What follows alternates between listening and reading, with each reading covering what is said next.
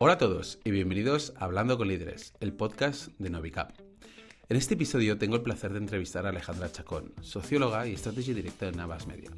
Hacemos un repaso por su carrera profesional y hablamos sobre el impacto de la publicidad en la sociedad, cuáles son los mejores canales para llegar a tu público objetivo, cómo diferenciar una campaña publicitaria oportunista a una con mensaje claro, y muchísimo más. ¡Empezamos!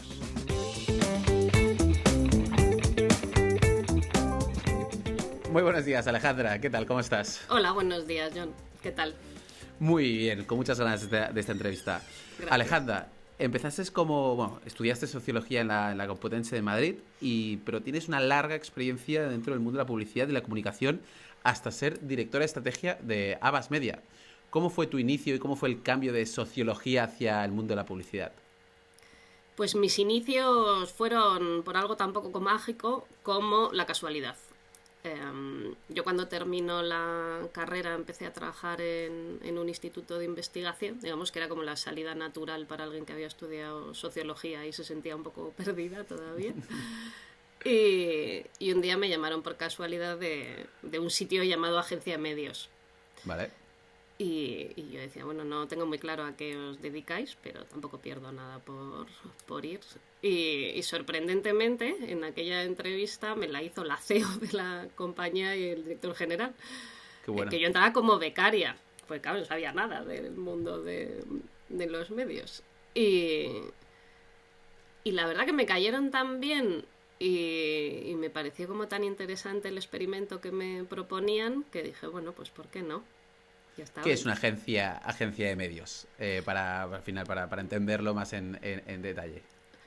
Pues a ver, una agencia de medios las agencias de medios han evolucionado mucho, pero digamos lo más básico sería una agencia que compra espacios publicitarios. Vale. Sí, lo más estricto. Ahora ya las agencias de medios en general, las agencias a veces ya no ni de medios, bueno, pues hacemos muchas más cosas que es Como más consultoría, ¿no? Sí, englobamos mucho más servicios que solo la compra pura de medios. Y la parte de la sociología, ¿cómo crees qué impacto positivo y negativo ha tenido en tu carrera profesional? Me imagino porque no sé, bueno, de 4 a 6 años estudiando sociología, creo que ha tenido un impacto, ¿no? En un poco en la trayectoria. Bueno, yo creo que negativo ninguno, la verdad. Y positivo, creo que muchos, porque realmente la publicidad va de conectar, ¿no?, con las personas, y para conectar con las personas las tienes que entender. Entonces, precisamente la sociología, yo creo que lo que te da es una forma de mirar el mundo, entender los comportamientos de las personas y por qué hacemos lo que hacemos. Y creo que es muy valioso, ¿no?, dentro de un contexto como la publi. No entra de manera tan natural. O sea, yo he tenido que aprender también a incorporar la sociología en la publicidad. Claro. De hecho, la primera vez que para un proyecto yo busco una referencia a un sociólogo que se llama Simmel, teníamos que hacer un trabajo sobre la moda y él tiene un texto muy bueno sobre la moda. Me acuerdo que mi jefe, cuando yo aparecía allí con que decía Simmel sobre la moda, era como, ¿qué me estás contando? Bueno, ha sido un proceso de aprendizaje también, ¿eh? Claro. Cómo era capaz también de incorporar ese conocimiento a un sector en el que eso no estaba. Porque al final, para entender una agencia de medios, al final viene una marca, como podría ser una marca de moda, viene y os dice, hoy quiero hacer un espacio publicitario de X minutos dentro de diferentes redes, y vosotros le ayudáis a hacer ese proyecto. ¿O cómo funcionaría? ¿Cómo es la interacción directamente con la marca? Ok, bueno, no hay una forma de interacción única, porque hay muchas formas de... O sea, el tipo de servicio que puedes hacer a diferentes marcas varía infinito, pero infinito. ¿Por qué te digo esto? Porque hay marcas que te pueden llegar y te pueden decir, yo tengo un presupuesto X, tengo ya esta campaña desarrollada y lo que quiero es que me digas cuál es la mejor recomendación de medios para los objetivos de campaña que tú tengas, que puedan ser pues desde incrementar la visibilidad o cambiar las actitudes o generar una conversación o que estén ya más al final del funnel, ¿no?, y busquen más una respuesta directa de compra. Digamos, ese podría ser un escenario en el que, bueno, Estaría más dentro de los servicios más básicos que te puede dar una agencia. Y luego hay marcas que lo que te dicen es: yo necesito conectar con esta tipología de consumidor, o tengo este mensaje y no sé a quién se lo puedo lanzar, o hay veces ni siquiera saben muy bien qué mensaje lanzar, en qué medios, de qué forma. Y entonces ahí hacemos todo un ejercicio de identificar pues cuáles son tus targets, cuáles son los mensajes que tú tienes como marca que son más relevantes para tus targets, en qué canales, de qué forma.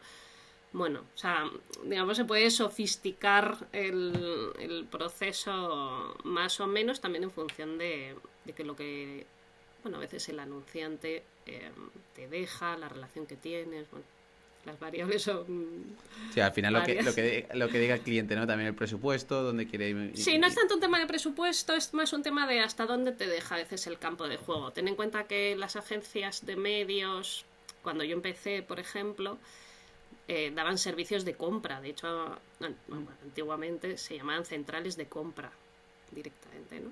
Qué bueno. Y no todos los anunciantes o todas las marcas ven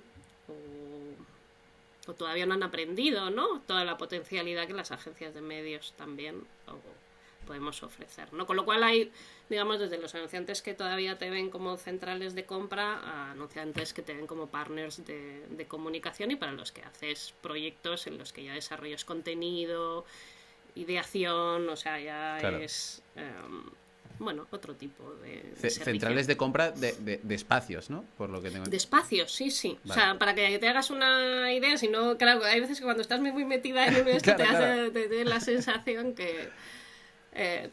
cuando yo empecé a trabajar, lo que hacías era comprar...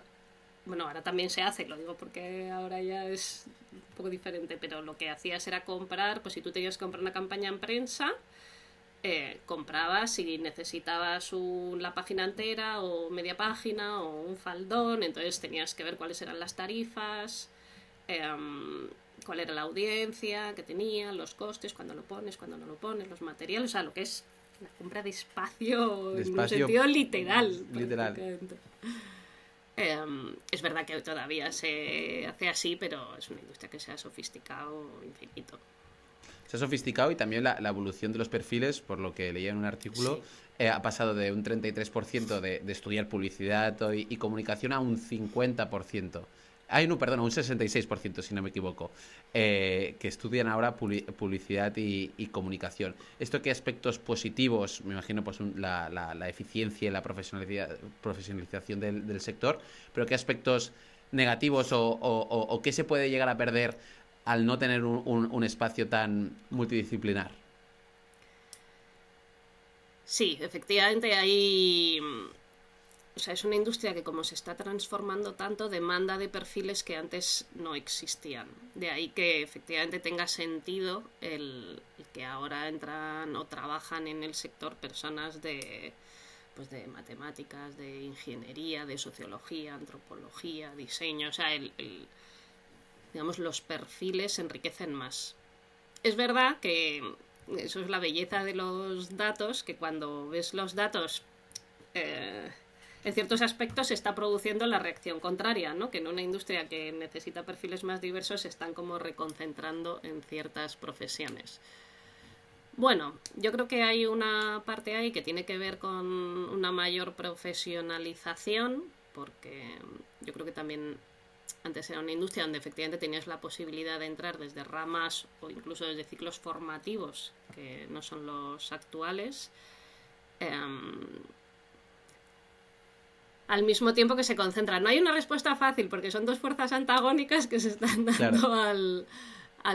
al mismo tiempo. Yo creo que habrá como las dos cosas. Creo que las personas que estudien publicidad seguramente se tengan que formar de más cosas, y seguramente la propia carrera de publicidad tenga que diverger en sus contenidos mucho más e incluir contenidos que quizás a día de hoy todavía la universidad no ha sido capaz de reaccionar a la velocidad a la que reacciona el sector.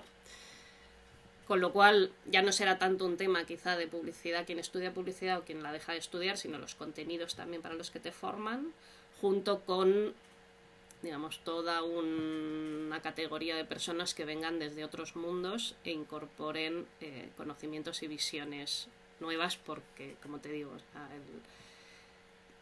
la forma de hacer las cosas y los campos en los que los haces evolucionan tan rápido que a día de hoy, yo lo mencionaba, ¿no?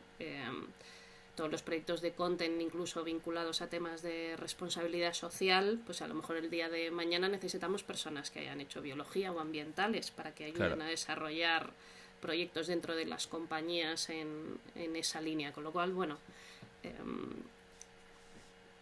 estamos ahora en cambio, ¿no? Con lo cual se dan como estas fuerzas. ¿Hay mucha especialización dentro de la Publi? ¿Hay mucha especialización? Sí. Sí, porque yo y mis preguntas vagas pago. Por un lado sí, porque hay perfiles que son muy técnicos en los que desarrollan tareas tremendamente especializadas y sobre todo si tenemos en cuenta las disciplinas digitales, donde los conocimientos son tan específicos que necesitas muchas veces personas que dominen verticales específicos y donde además digital se transforma tanto cada día que vas a necesitar incorporar personas que vayan añadiendo estos conocimientos.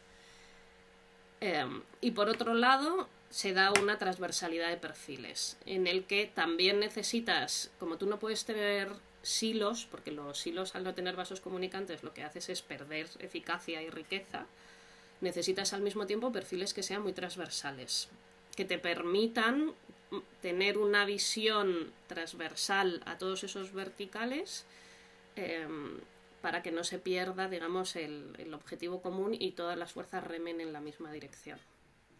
¿Y si tuvieses que fichar a alguien más especialista, dónde buscarías? ¿En la universidad o en el mundo profesional?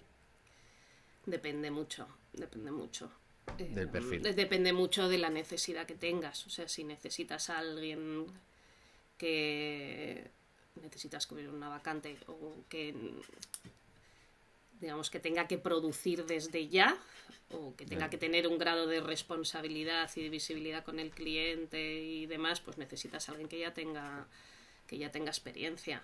Claro. Si quieres a alguien o tienes o puedes permitirte, porque a veces es un tema casi de poder permitirte el poder tener a alguien que también vaya aprendiendo, pues tiraría de la universidad, pero depende mucho de la necesidad que tengas. Ahora es un momento complejo también, porque se han reducido en general mucho las estructuras y no lo sé, yo desde la perspectiva que tengo la sensación que antes era más fácil que entrase personas desde la universidad y hubiese ese tiempo también formativo y esos ritmos. Ahora se busca a alguien que produzca desde el minuto cero. Ahora vamos, y que te pueda hacer muchas cosas, ¿no? Ahora vamos, sí, o sea, la verdad que ahora la demanda y el ritmo es muy alto. Claro, y porque a nivel de ritmo, ¿qué hace una directora de estrategia de Havas en el día a día? Me imagino que mucha reunión, eso seguro. Mucha pero reunión. Aparte de mucha reunión, ¿cuál es el foco? A ver, el foco es que los proyectos tengan foco. ¿Esto qué significa? Que es como cuando hablábamos de perfiles transversales y demás. Una dirección de estrategia lo que haces es trabajar para proyectos para clientes o trabajar directamente con clientes de continuidad, pero bueno, digamos proyectos en los que hay muchos equipos implicados y en los que tienes muchos proyectos al mismo tiempo. Entonces, el objetivo es que cada uno de esos proyectos en el que el cliente nos ha transmitido una petición, una necesidad o una oportunidad, detectar realmente, que es parte del trabajo de estrategia, detectar dónde puede estar la oportunidad estratégica que da respuesta a esa petición de manera conjunta junto con el equipo, y luego que todas las personas implicadas en el proyecto entiendan que esa es la respuesta y todas las respuestas estén alineadas. No sé si me he explicado. Yo tengo una petición de un cliente que nos dice que tiene una necesidad de poner en marcha, yo qué sé, pues imagínate que es sector viajes y tienen que poner en marcha la campaña de verano, por ejemplo. Entonces hay todo un proceso previo en el que identificamos dentro del producto, de la marca, de lo que ofrece, digamos, cuáles son las personas, los mensajes y los contextos que más rendimiento pueden sacar a esa necesidad del cliente.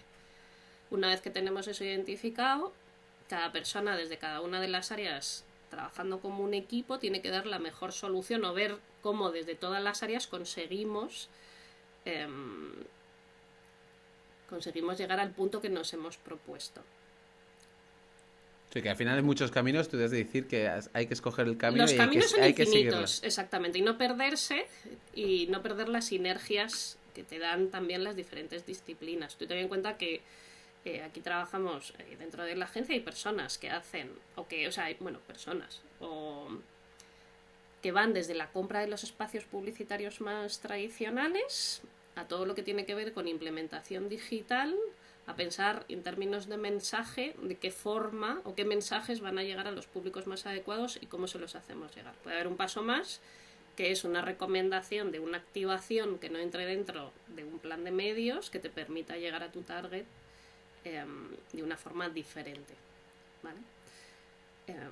Y todo eso tiene que tener una visión común.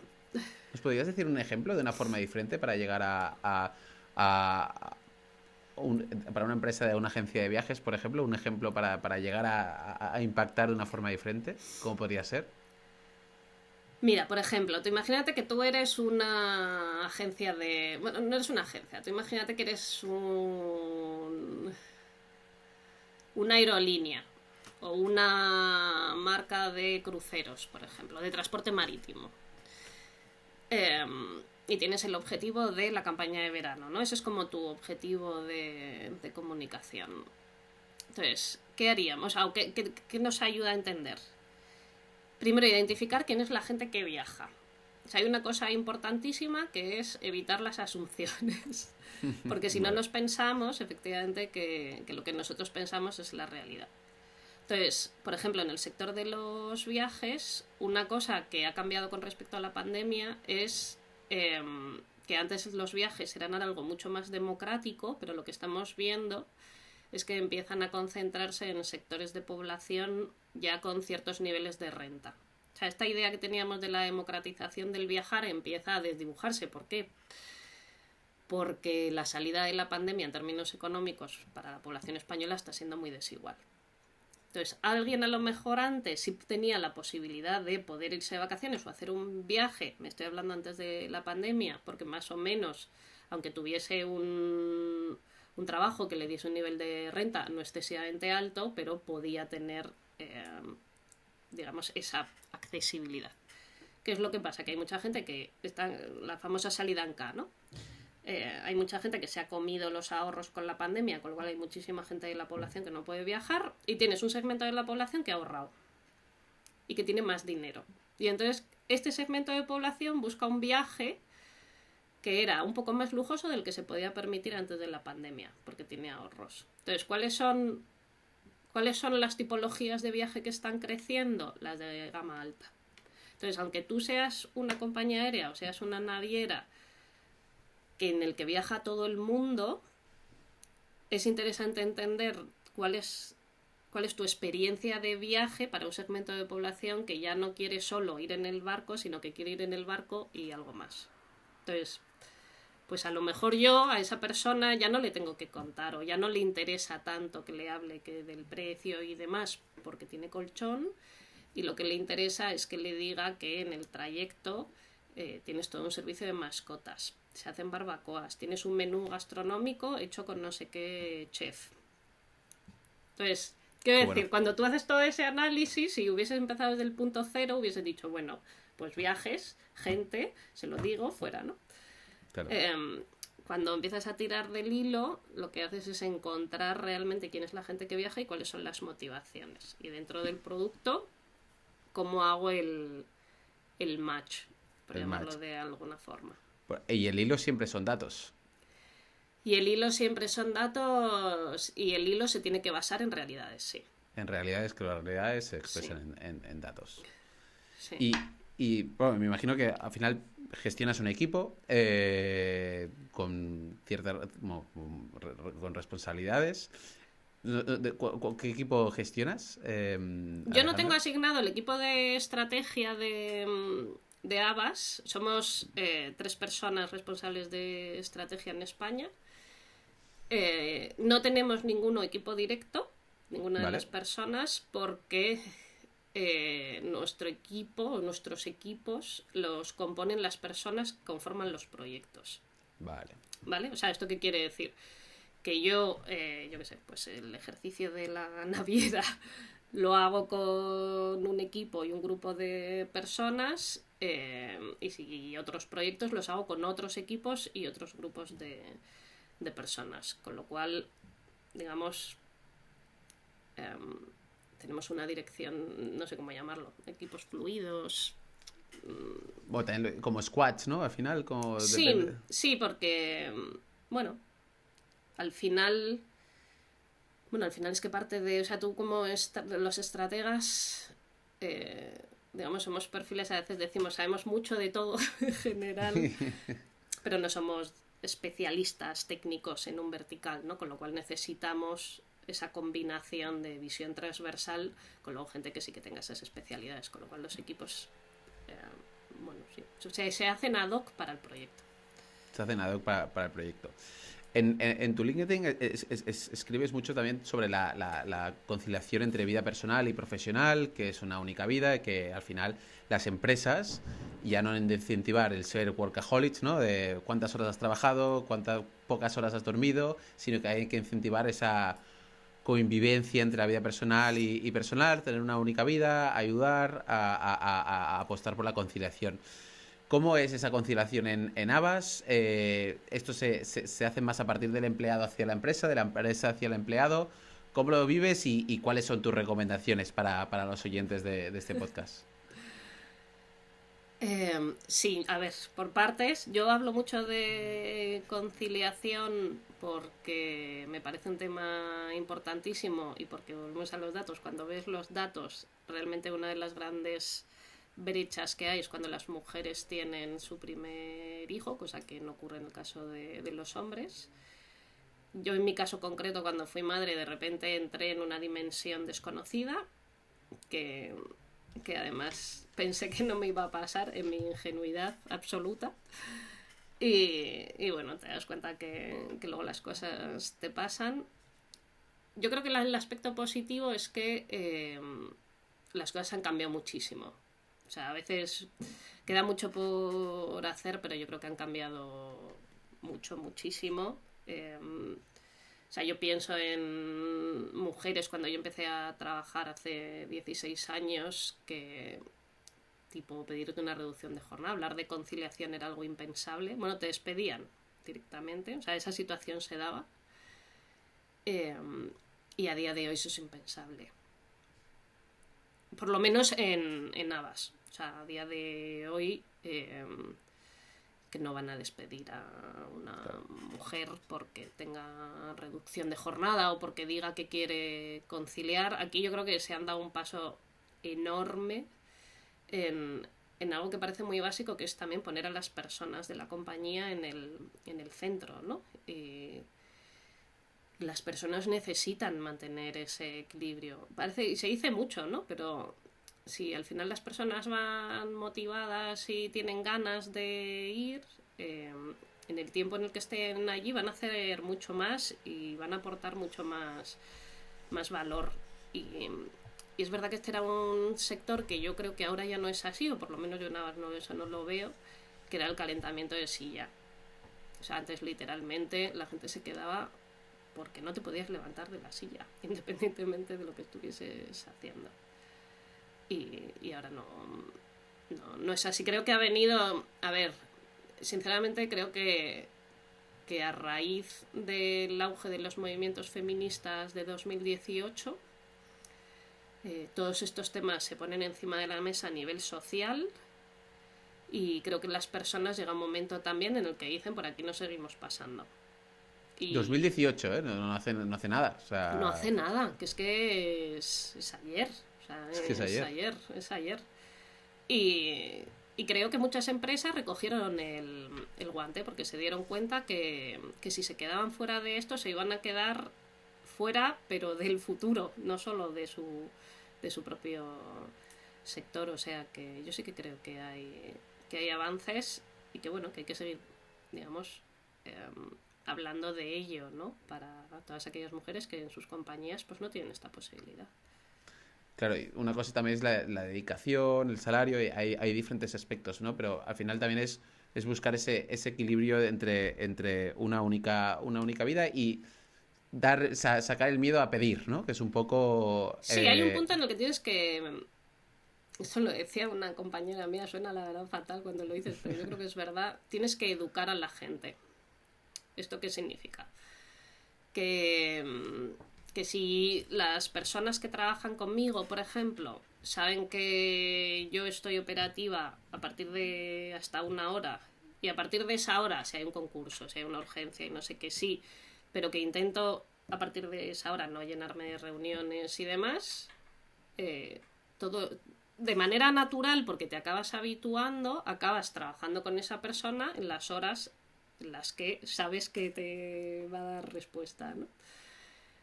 Pues esto es como igual. Si antes dábamos por hecho que nos íbamos a quedar todos en la agencia por narices hasta las 9, pues claro, empezar a poner reuniones a las 7 de la tarde pues era lo más normal del mundo, Claro. o a las 7:30 o incluso a las 8, ¿no? Porque total, si estamos aquí. ¿Qué pasa? Que ahora esto no es así, ahora es raro. Ahora, o sea, se pueden poner reuniones, pero tiene que ser un contexto. En plan, o tenemos un concurso global muy gordo, o tienes una call con México, o sea, tiene que ser algo que justifique eso, ¿no? En plan, venga, porque ya estamos aquí. Entonces, bueno, es un tema de hábito, de sí, yo creo que se puede. Y decir que no y poner límites también, exacto. Y aquí a poner límites y a ser auténtico, ¿no? Y apostar un poco por tus tus principales principios y aceptar esas imperfecciones de no querer llegar a todo o no ser perfecto en todo. Esto, ¿cómo educas, o sea, o si tienes equipo o a tus compañeros o incluso a tus familiares, hijos, cómo os educas a aceptar esas imperfecciones para estar en paz, ¿no? O estar tranquilo? Pues mira, aquí yo creo que el trabajo empieza en uno mismo, o en una misma. Eh, yo personalmente soy una persona muy o sea, perfeccionista, en plan de todo tenía que ser muy perfecto, hasta que hice el aprendizaje personal del por qué tenía que ser todo tan perfecto. Que además luego es muy paralizante, porque claro, o sea, es muy difícil que todo sea perfecto todo el rato. Entonces, en la medida en la que tú empiezas a dejar de presionarte a ti misma con esa perfección, a los demás con quien trabajas, empiezas también a no exigirles, porque esto es una cosa como que exudas. O sea, si tú estás como muy de todo tiene que ser perfecto, es una cosa que vas a transmitir por mucho que no quieras a tus equipos, a tu familia, a tus hijas, a tus hijos, a todo el mundo. Aceptar que eres imperfecto y que los errores existen, porque hacer implica equivocarse. Si no, el que no hace no se equivoca nunca, pero hacer es equivocarse.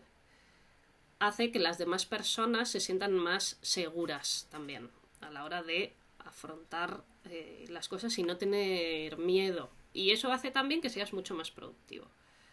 Porque el asumir que hay veces que te puedes equivocar no te paraliza. Asumes que en el trabajo y en la vida y en todo en general la equivocación existe. Porque somos humanos y no somos perfectos. Claro. Y lo importante es reaccionar a la equivocación y decir, bueno, pues aquí qué ha pasado, pues ha pasado esto. Y entonces, ¿cómo reaccionamos con esto? ¿Cómo lo solucionamos? ¿Cómo hago que no me vuelva a pasar? Porque me ha pasado. O sea, identificas dónde está y lo solucionas.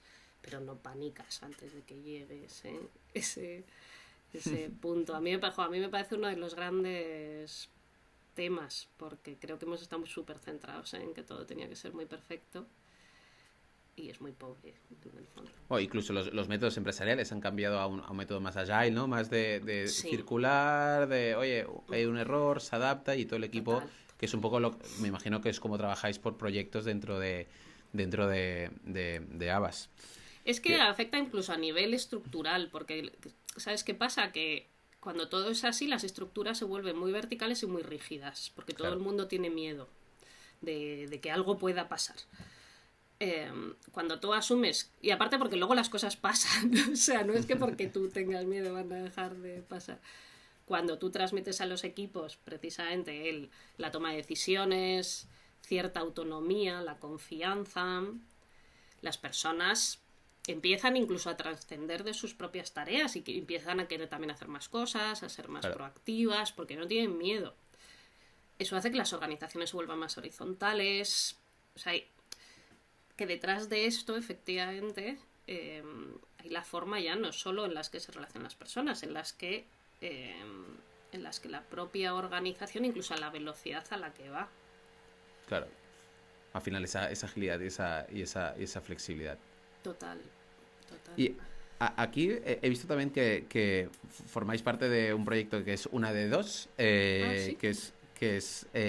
al final en vuestro sector, el 2011 el 25% de las posiciones eran mujeres, pero después de 10 años es el 50%. Aún sigue el proyecto para incentivar de que este 50% de las posiciones pues cojan un peso de dirección, porque únicamente el 25% de las posiciones de dirección están presentadas o están representadas por mujeres. Entonces, aquí tengo una pregunta. ¿Cómo pasar de este hecho 25 es un 22, pero cómo pasar de este 22-25 a un 50%? O cuál es el equilibrio, ¿no? ¿Cuál es el equilibrio? ¿Un 50-50? ¿Hay que apostar más por arriba, más por abajo? ¿Cómo...? Vale, te voy a contar cómo nace, porque también Sí, este vale. proyecto nace, lo impulsa una plataforma que se llama Más Mujeres Creativas, eh, que lleva operativa, pues creo que son desde 2017, si no me equivoco. Entonces, ¿qué es? En esta primera fase de su vida, como Más Mujeres Creativas, ellos hicieron mucho foco en incentivar, en hacer muchas charlas en universidades, en incentivar que, digamos, quienes estaban estudiando publicidad accediesen a las agencias. La buena noticia es que efectivamente los datos de 2011 en los puestos de acceso a las agencias, que serían el de arte y copy, en estos 10 años prácticamente se ha equiparado. Con lo cual, antes sí que había, si no recuerdo mal el dato, había en torno entre un 20, un 25, un 30% de copy artes mujeres y el otro era hombres. A día de hoy los puestos de copy de arte más o menos se han nivelado. Con lo cual, efectivamente, sí que, digamos, eh, cada vez más mujeres o... Vale, teniendo en cuenta que el 60% de las estudiantes de publicidad son mujeres. Entonces, ¿qué hay? Digamos, hay un trasvase de esas mujeres de manera más equilibrada a la incorporación de las agencias. Eso es muy buena noticia porque dices en las bases efectivamente se está equilibrando. Estamos hablando sobre todo de agencias creativas. Lo que sucede dentro de las agencias es que no escalan. Entonces, habiendo un 50 ahora sí de base, solo un 21, creo que es el dato, llega a puestos de dirección creativa. Entonces, claro, dices, hombre, aquí estamos perdiendo un montón de talento por el camino. Entonces, ¿qué es lo que se está haciendo? Esta iniciativa lo que hace es llegar a un acuerdo con agencias creativas y con anunciantes que se suman a la iniciativa y que se comprometen a de manera anual ir haciendo un seguimiento del número de mujeres que llegan a puestos de dirección creativa. Las agencias desde las mujeres que están contratadas, los anunciantes desde los proyectos en los que trabajan mujeres con puestos de dirección creativa. ¿Por qué hacemos esto? Porque la corrección natural no existe. Esto es así. O sea, no se corrigen las desigualdades por generación espontánea. No sucede, no sucede, porque no hay corrección, de hecho. Entonces lo que se trata es de tomar conciencia de que ahí se está produciendo una brecha enorme e impulsar que, que no se produzca esa brecha, ¿no? Que las mujeres sí que puedan llegar a puestos de dirección creativa, dado que ahora a día de hoy sí que son la base de las agencias creativas en igualdad, ¿no? Entonces, bueno, luego este es el primer año que lanzamos la iniciativa en el que, bueno, pues hay primero toda una parte de toma de conciencia de que la situación es así, tanto dentro de las agencias como en los anunciantes. y en el que el objetivo es ir haciendo también talleres para ver de qué forma podemos ayudar a todas esas mujeres, ya sea con temas de liderazgo, de cómo vender el portfolio, de gestión dentro de la compañía, para ver cómo Ayudar a dotarlas de escalar, las ¿no? O sea, herramientas, efectivamente, para que puedan seguir creciendo en su trayectoria profesional. y si tuvieses, porque al final el espacio creativo siempre, normalmente a nivel de igualdad de género, vais un paso por delante de otros sectores más tradicionales, igual. Eh, No sé decirte. bueno, ¿cómo podría, o No sea, sabría decirte. cómo le podríamos trasladar un poco esta iniciativa a otros sectores? ¿Cómo otros sectores podrían, pues, al menos, pues, tener iniciativas como una de dos? Es que no, o sea, por eso te digo que lo de otros sectores, mira, para mí un ejemplo interesante es banca, que es un sector tremendamente masculinizado y además incluso que la publicidad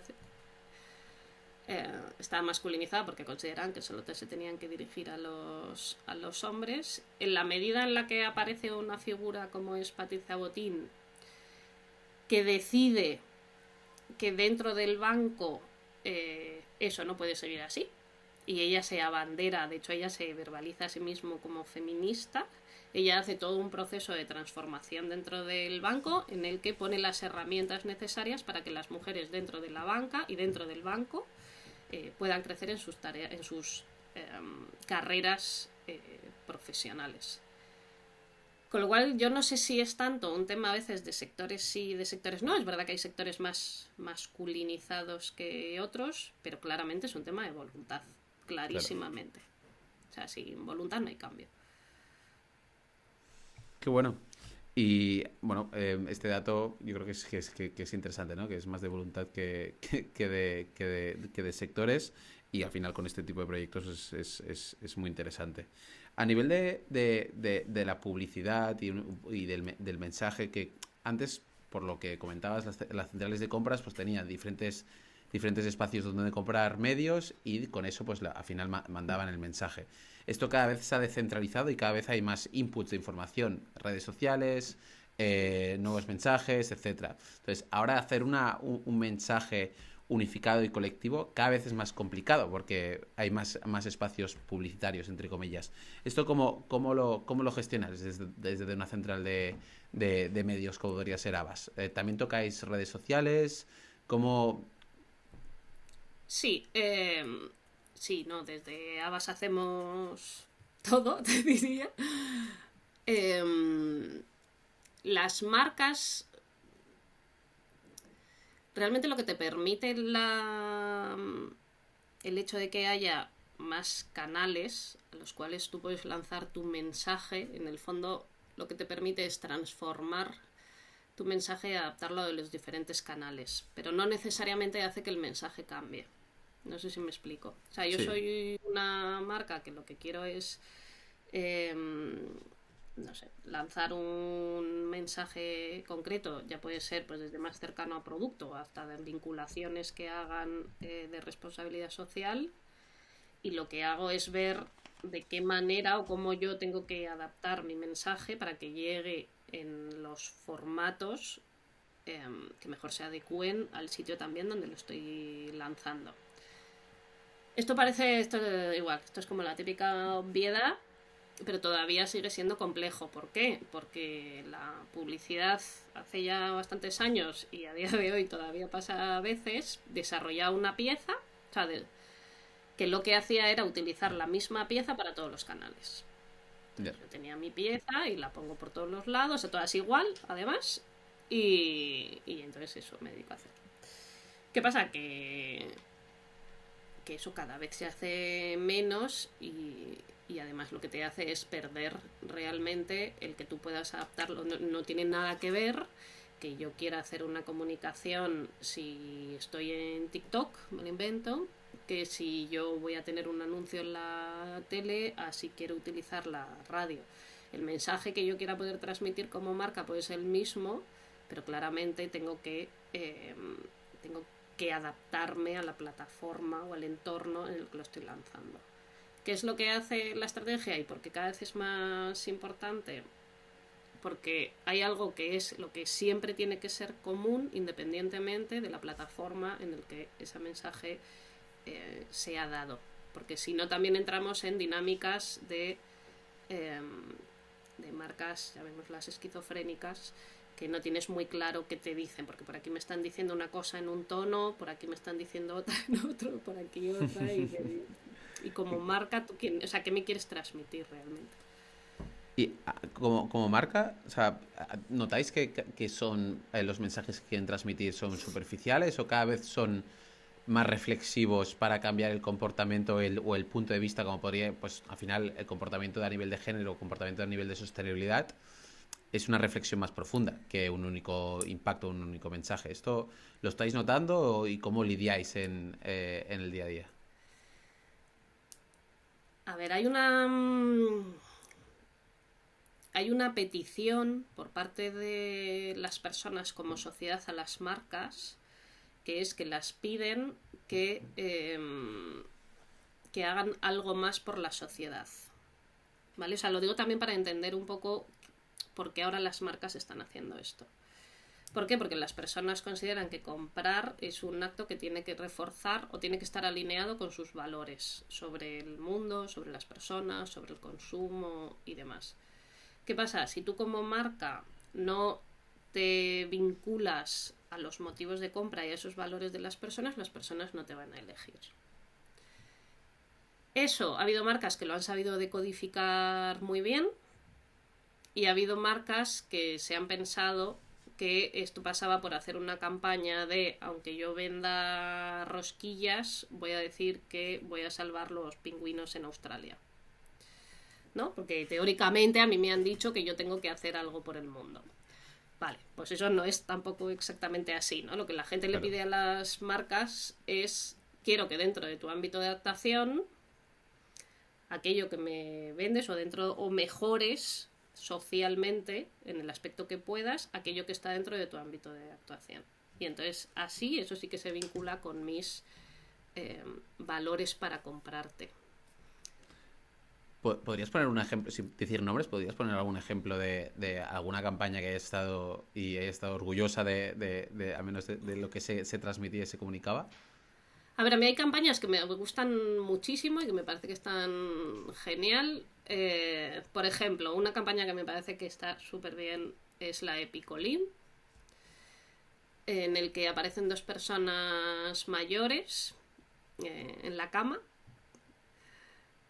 y en el que lo que hace es una campaña en la que desafía también los convencionalismos de la cama, la vida, para qué la usas, quién la usa, cómo la usa. Y en el fondo ellos están hablando de colchones, o sea, quiero decir, en el fondo el colchón está ahí, ¿no?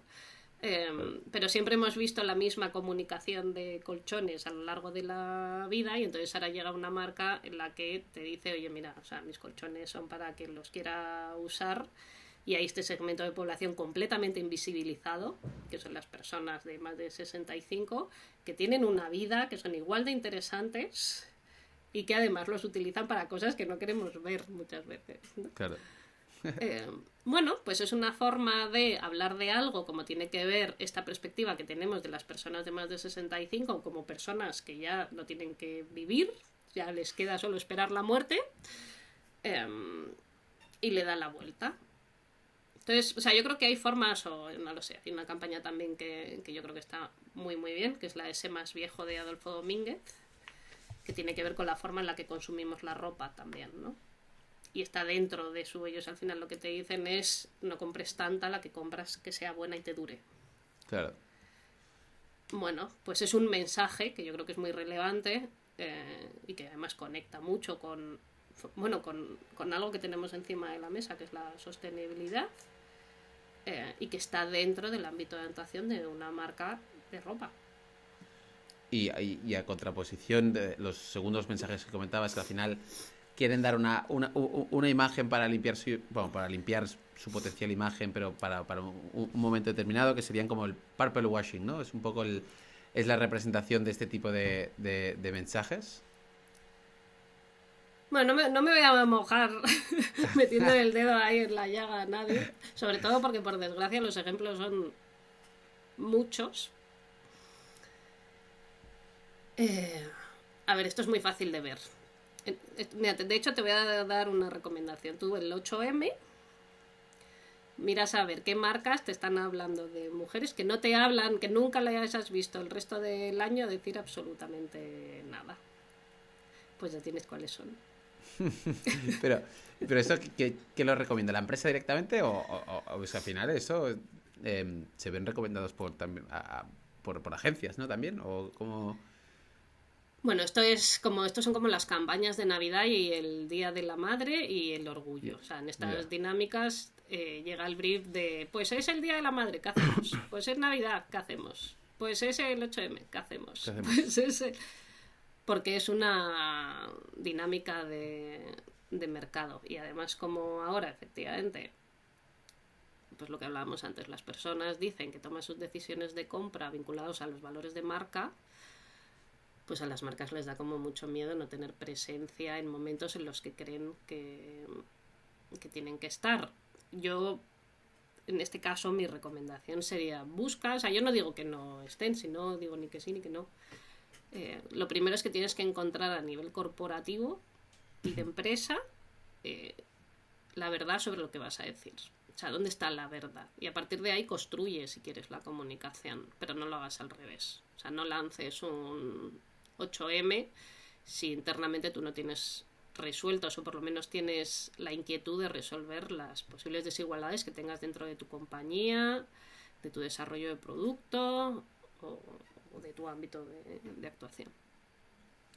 A nivel de desigualdades, y antes comentabas que al final a nivel de desigualdades pues se ha hecho mucho desde el 2018, pero también ponías un artículo interesante en tu LinkedIn donde comentabas que al final las parejas homosexuales o sea, tenían pues unos roles muy marcados y distribuidos hace unos años, pero que cada vez se ha ido pareciendo más a los roles tradicionales, donde se apuesta por un único sueldo, hay un individuo dentro de la pareja que se queda más en casa, que dedica más tiempo en casa y que los roles no están distribuidos como antes, ¿no? Que era la parte positiva.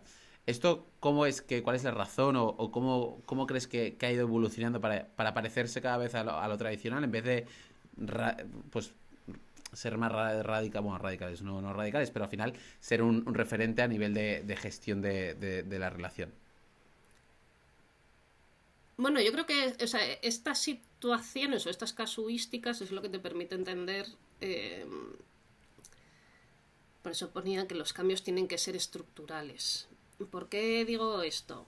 Eh, porque cuando existen las bajas de maternidad y paternidad están pensadas bajo una lógica heterosexual en el que se da por hecho, o sea, venimos de un continuum narrativo en el que se da por hecho que son las mujeres las que se quedan en casa al cuidado y que está legitimado que los hombres pues bueno, continúen trabajando porque bueno, pues sus tareas de cuidado no son excesivamente importantes, relevantes, llámalo X. Es verdad que ahora con la igualdad de los permisos por cuidado del bebé, eso se empieza a intentar solventar. ¿Qué es lo que pasa? Que cuando tú tienes una pareja de dos mujeres en las que son madres, claro, de repente la narrativa ya no es exactamente la misma. Porque es verdad que una de ellas ha dado a luz, pero madres son las dos, ¿no? Dos. Entonces, esta construcción de roles, ¿no?, que tenemos sobre cuál es el rol de uno y cuál es el rol de otro vinculados al sexo empieza a desmoronarse.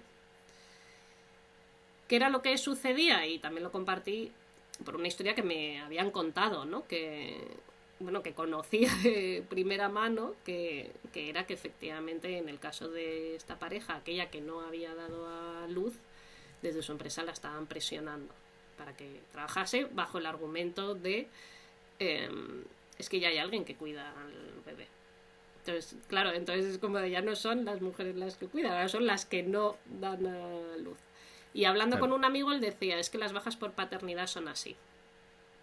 O sea, cuando no te dejan realmente no te dejan dejar de trabajar. En el fondo siempre acabas estando presente. Entonces, claro, llega un punto en el que dices, entonces ya no es una discusión sobre los roles vinculados a género. Es sobre que entonces a los hombres que en sus empresas no les dejan disfrutar de la baja, les van a tener que dejar. O sea, igual que en mujeres, yo creo que en general es difícil que estando de baja por maternidad te llamen a darte mucho en plan a presionarte.